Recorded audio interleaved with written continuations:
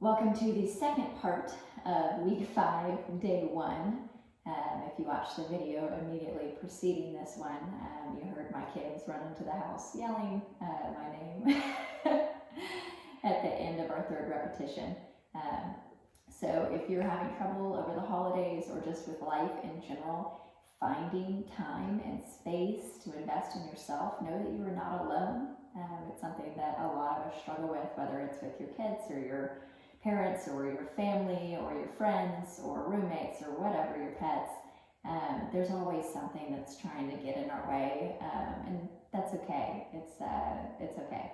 It's tough sometimes, right? Because we try to get focused, and it's really easy to just blow off some steam and our frustration that we would have worked out during our practice on our loved ones or those around us when things don't go our way. But I was saying to my husband today that I don't think one thing in my entire life has gone exactly according to how I imagined it would go in my plan in my head. In many ways, that's an incredible blessing. My life is, in so many ways, so much more fantastic than I ever imagined. And I'm glad that my existence in my life is not limited to my imagination and my plans. But in the moment, it can be incredibly frustrating. So if you experience that, know that you're not alone. I am right there with you. And it's okay. It's okay if we get interrupted or messes up practice. Those things happen. And we can use those as learning opportunities for investing time. We can use those as growth opportunities for learning how to set and enforce and respect boundaries with our loved ones and with our friends. Boundaries are a very, very important part of our relationships, and finding a way that we can lovingly set and respect those is a very important part of our growth. So we can use that frustration to channel into growth and positivity in our lives if we can take those emotions and use them in a positive way. So I'm going to do something that is a little bit unusual today, and I'm going to continue. So from years and years of practice and figuring out how motivation works, I used to start challenges and practices and workout routines or whatever, and I had this idea in my head that I really needed to get it done. And so what I thought and how I treated myself was that if I didn't finish a workout one day, I just had to add that to the next day's list. Unfortunately, that spirals out of control pretty quickly. If you get sick or you're not feeling well or things come up, life happens, right? And so if we're just adding to our list, instead of creating a place of space and acceptance and love and joy on our mat, it ends up creating something that we dread. So don't feel like if you didn't get it all yesterday, you've got to add that on to your next day. Don't feel like you're behind. You're not. You gave it your best. You did everything you could do. And whether you got interrupted by being sick or your kids or your dogs or your pets or you had something going on or the hot water heater broke, whatever it is, that's okay. Just let it be and release that and know that you're not falling behind. It's not a race. There's no committee that's going to tell you that you're behind. And if anybody does tell you you're behind, don't listen to them because that's just their fear talking. Don't let your fear of inadequacy or of not being enough bully you in to making your practice not a safe space for you to be. So just let it go. For the sake of the challenge that folks are following along with, I'm going to go ahead and finish those 3 repetitions just so you're not doing them alone and you have somebody to work with you. And then we'll switch over and do our max hold time for the end of the challenge, which I am both excited and nervous about. So every time we try to push ourselves to our limits, it's kind of scary, right? Because we don't know what's possible, and it can be nerve-wracking to have something open-ended like that and not really know where we're going, just trying to do the max and push ourselves to the limit. So if you're feeling kind of butterflies about that, know that you're not alone. It's perfectly normal. It's okay to be nervous about those types of things. So hop into something comfortable, join me on the floor or on your mat, and we're going to do our 3 30-second holds in our prep position on the floor.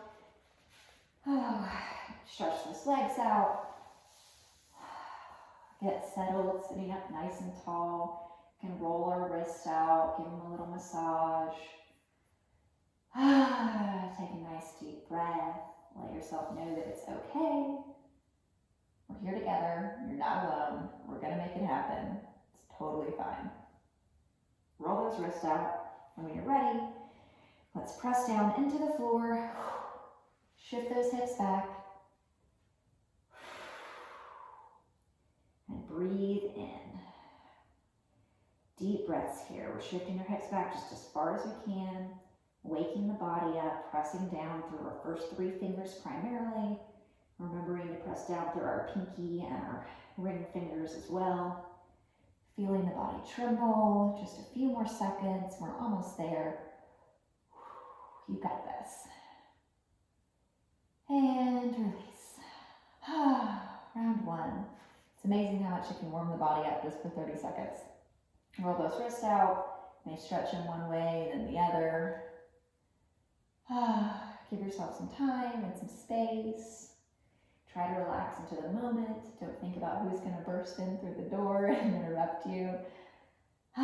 Just enjoy the time while you have it for as much time as you have. Take what you have. Be grateful for it. Gratitude turns what we have into enough. So be grateful for what you have and will feel like so much more. Okay. Stretch my wrist one more time this way. A little sore today. Okay, round 2. Pressing down into my mat, shifting those hips back just as far as we can.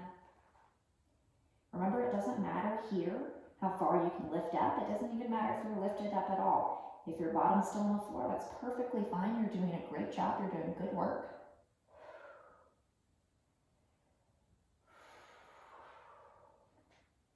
Pressing down, shifting the hips back. If your bottom is on the floor, that's fine. Just go ahead and engage the TVA. Shift those hips back just as far as you can. And release. Round 2, almost there. Just stretch the hips out a little bit. If you've been sitting a lot lately like me, hips may be pretty tight. Give yourself some time, give yourself a little space.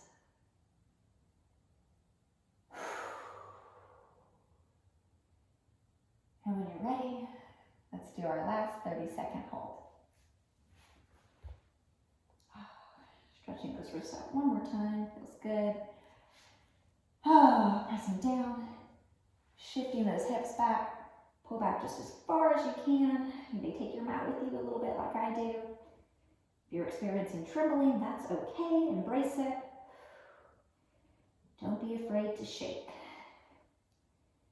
We are pushing our limits, we're growing stronger, waking the body up, asking a lot of our muscles. You can point your toes if you're experiencing any cramping. Okay, shift those hips back just a little bit more. We're almost there. And release. Great work. We made it. We made it through 30 days, or as many days as you've shown up for.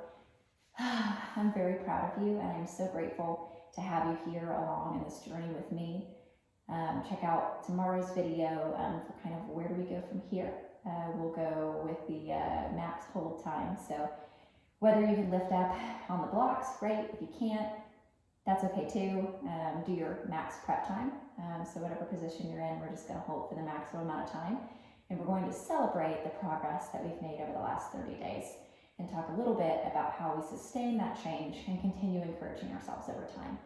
So I'll see you tomorrow for that.